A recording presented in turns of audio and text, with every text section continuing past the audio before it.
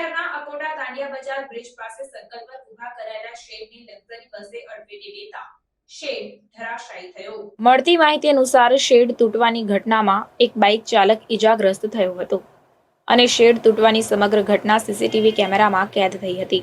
વડોદરા શહેરમાં પડી રહેલી આકરી ગરમીને પગલે ટ્રાફિક સિગ્નલ પર ઊભા રહેતા વાહન ચાલકોને તડકામાં રાહત મળે તે માટે વડોદરા શહેર પોલીસ દ્વારા સિગ્નલ પર ઊભેલા વાહન ચાલકોને છાંયડો મળે તે રીતે ગ્રીન નેટવાળા શેડ ઊભા કરવામાં આવી રહ્યા છે, જે પૈકી દાંડિયા બજાર બ્રિજ પાસે રવિવારે બપોરે જ શેડ ઊભો કરાયો હતો, ત્યારે શનિ મંદિર પાસેનો આ શેડ અચાનક જ ધરાશાયી થતા નાસભાગ મચી ગઈ હતી।